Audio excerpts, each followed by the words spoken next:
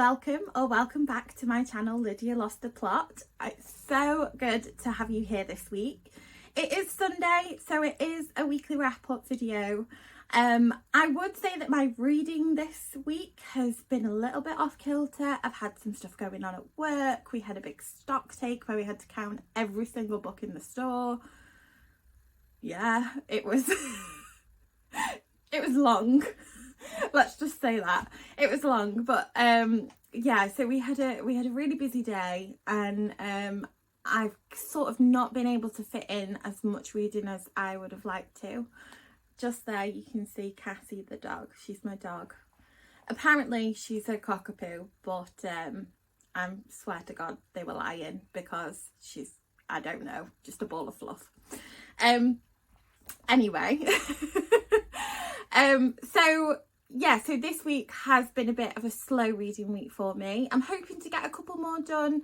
I'm filming this midweek, so I'm hoping to get a little bit more done for next week's video. And I've also got a really exciting video coming up as well, that I'm going to be reading some books for, so that will be fun. So make sure you subscribe if you want to be the first to watch those videos.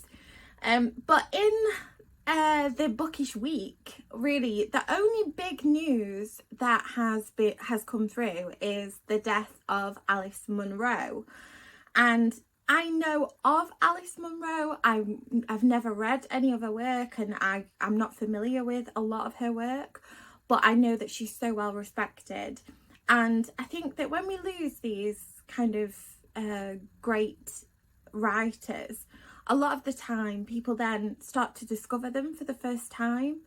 And I think that with Alice Munro, I would really love to pick something up. So if you have read her before, please leave a comment down below of the book that you read, so that I can have an idea about where I should start, because I've got no idea, but I really do feel like I want to tackle one, just because it's that thing, isn't it? You know, if a famous pop star dies, you listen to their music. So yeah, that's kind of all that's really happened. It's been quite a quiet week for bookish news. And obviously in my little bookstore we did have our stock take, which just, I mean, you'd think it'd be a book lover's dream to just be surrounded by books and count them all night, but in fact it is not as enjoyable.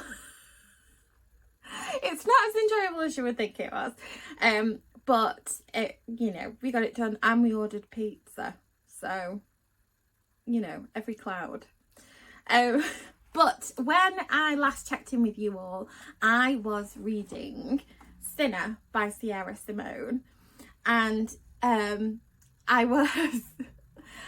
was very honest about how I felt about it. It isn't gonna win any prizes, but it's fun and sexy and smutty and fun. fun.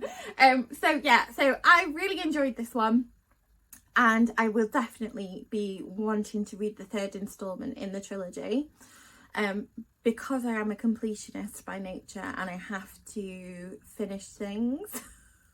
So if I start a series, I finish it, even if I don't like it, which I know sounds absolutely crazy, but as the title suggests, I have lost the plot. But this was, it was okay. The plot line isn't really what you're reading it for, let's face it. But I liked some of the topics explored.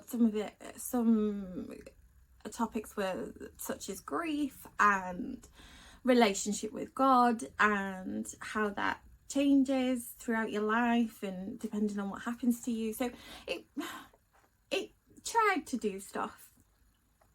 It's a trier. But anyway, I finished that book this week, which I was very pleased about. And then I was at a bit of a loss about what to read next, and then I saw this on my shelf and was like, well, I need to read it.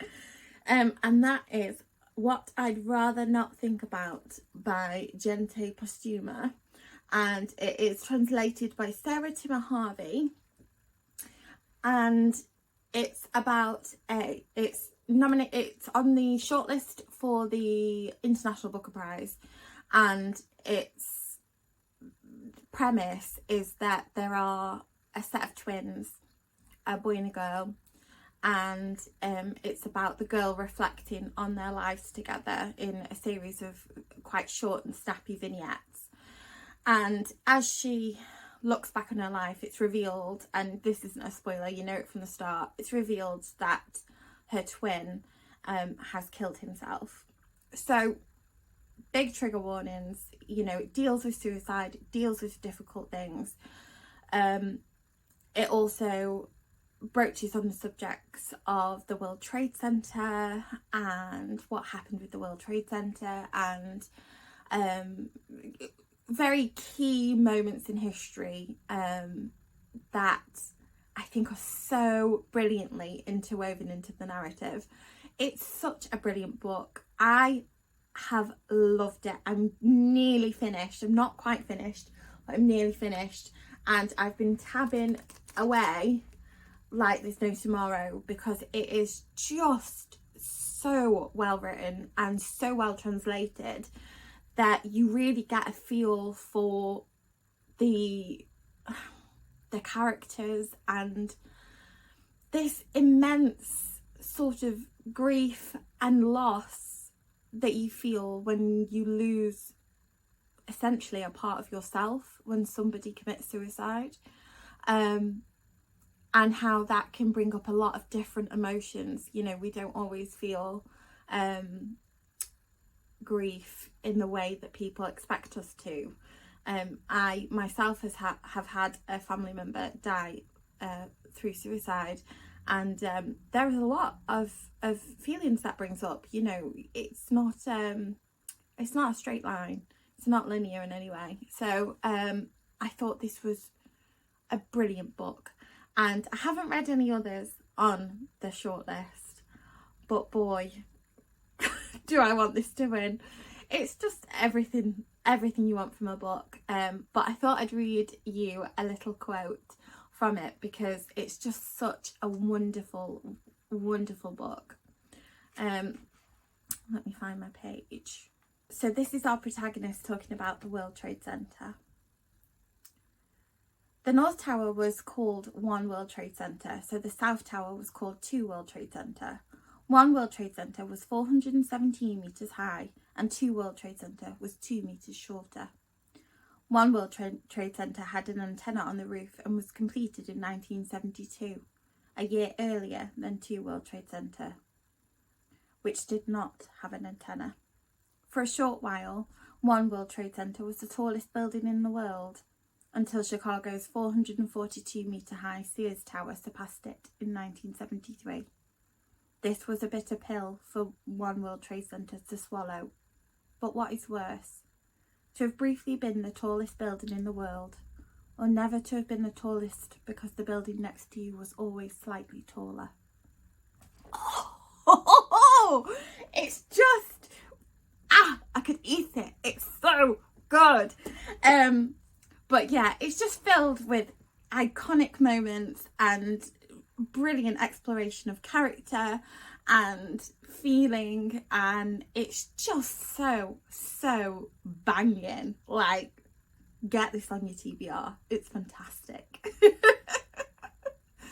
So that's all I've been reading. I mean, it's not a lot, but I have been sort of taking my time with this one, and you know, obviously I've been tabbing, I've been underlining as I've gone, because I really felt like this was a book I wanted to get immersed in. And sometimes when I start to analyse a book a little bit more and to delve a bit deeper, it unlocks so much more of the story.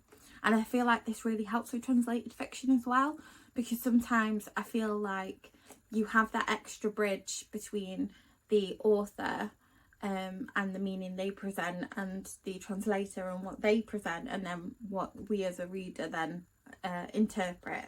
And I think that sometimes just sitting with a pen and underlining things that I really like and tabbing it and thinking that's brilliant really helps to solidify it in my memory as well. So yeah, it's been a very, very good reading experience this week. looking forward to next week. I'm not sure what I'm going to tackle. I'm thinking that possibly I might tackle The Bee Sting by Paul Murray. I've heard so much good stuff about it and I really want to get to it before the end of the month. So I'm thinking I might tackle that. And I'm also thinking that maybe Tom Lake by Ann Patchett might have snuck its way up my TBR, which sounds really wrong. Ignore that bit. However, I will be looking forward to the next week. I hope you've all had a good reading week, and please don't forget to comment in the comments down below and let me know what you're reading, whether it's any good and whether I should be adding it to my TBR. All in all, thank you very much for coming. I really appreciate you listening to me and showing your support. Please like and subscribe if you can, and I'll see you soon. Bye bye.